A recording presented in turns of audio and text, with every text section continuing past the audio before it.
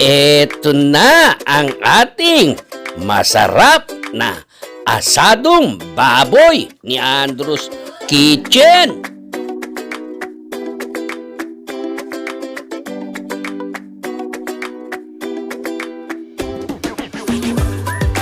Ka-Kitchen, sa araw na ito, isang masarap na dish ang ating lulutuin. Ito'y very popular sa Pilipinas, lalong-lalo na paghandaan ang pag-uusapan. Ang ating lulutuin sa araw na ito, asado pork ni Andrew's Kitchen. Kasim ng baboy, ito ang ating gagamitin. Kasim. Napakasarap na ito. Hiwain lang natin siya ng pahaba at i-square natin siya ng pakudrado. Yan o.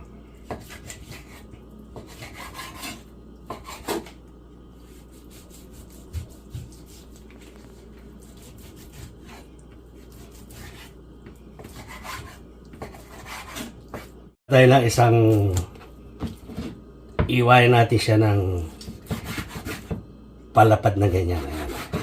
Ganyan kalalaki ang asado natin. Ayan. Lalagay natin siya rito. Ka-Kitchen, magmamarinate na tayo ng asadong baboy. Oh. Ayan. Maglalagay tayo ng bawang. Isang buong bawang to, tinadtad natin. Ayan, mamarinate natin. Itong soy sauce, 1 cup to kasi nga marami tong malaki tong karne natin. Ayan. Kailangan malubugan siya ng pang marination natin, tsaka laurel. Ayan. At meron tayong paminta na ito, 1 tablespoon. At tsaka itong lemon, in-squeeze natin to, 2 lemon. No? Ayan. Meron tayong half cup na oyster sauce.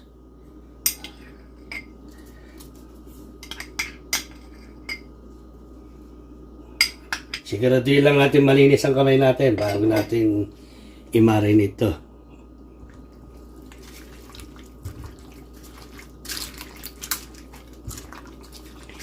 Ma-marinate natin ito ng 1 hour.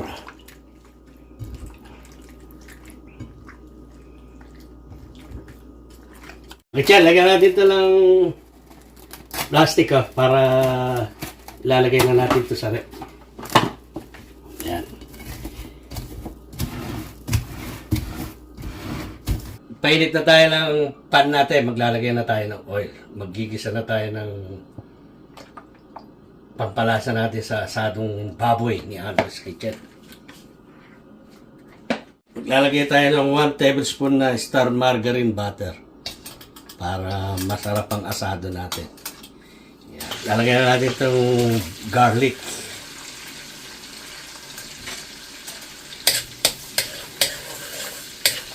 Bango ng butter.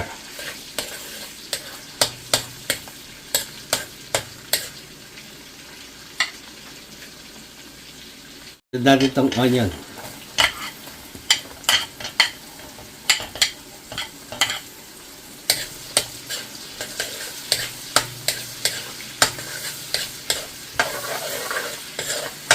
Lagyan natin tomato.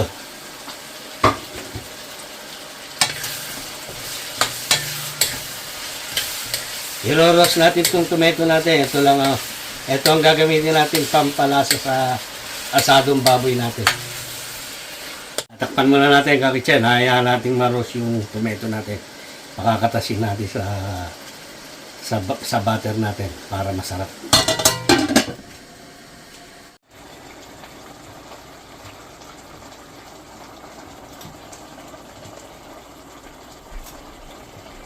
Yeah. Mix lang natin.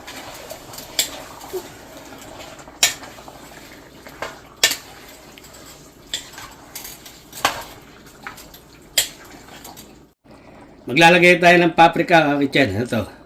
Smoked paprika ang gamit natin dito.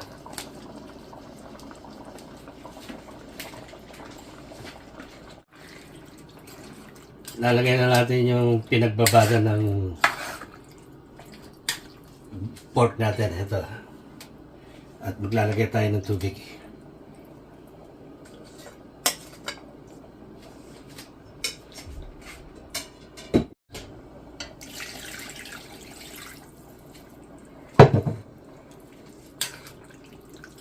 Maglalagay tayo ng pork cubes para malasang malasa yung asado natin.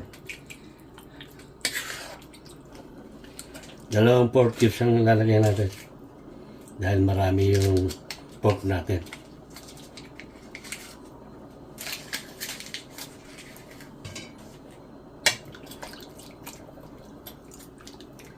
Takpan na natin to at palalambutin natin yung pork hanggang ma-reduce yung sauce niya.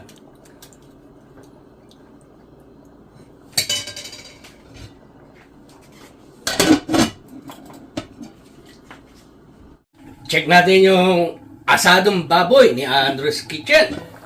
Ewan na siya, oh.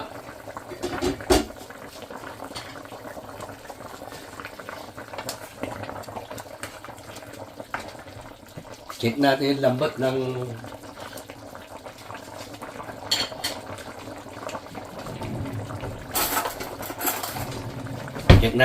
ng ano niya, karne. Ayan. Malambot na siya. Lumulubog na yung tinidor natin.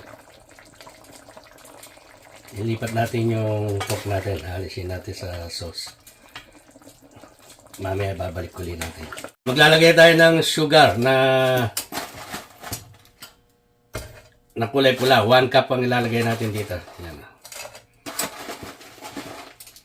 Yan.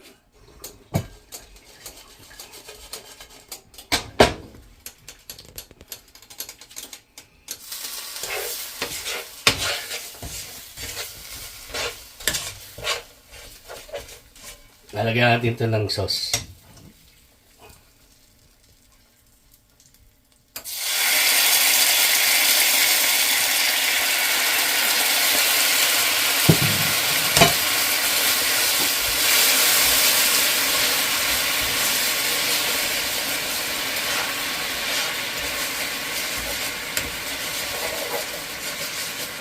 Lalagyan na natin yung pork natin.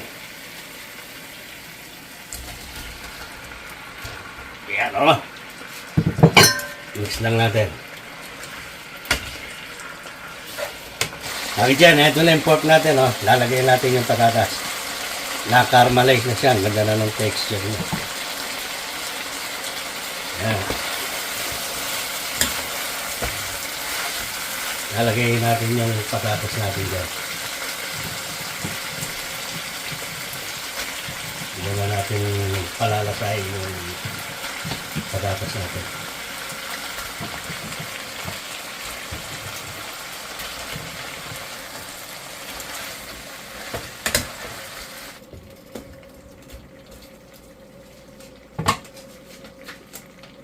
Ibabalik natin siya sa sauce natin.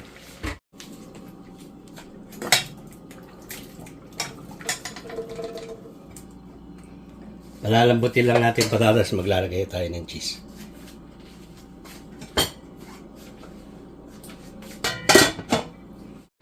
I-add na natin itong carrots natin. Ayan.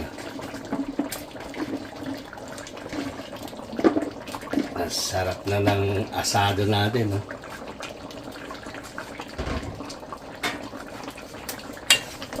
Sauce pa lang, ulam na. Oh.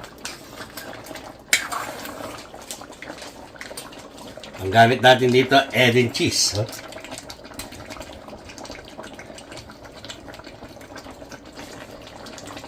Mix lang natin. Masarap.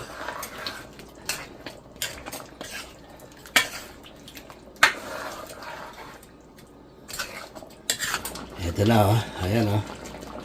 Nagalo-halo na yung lasa niya, yung butter, yung star margarine. At saka yung tomato na press. Kinatas natin dyan. Niroast natin.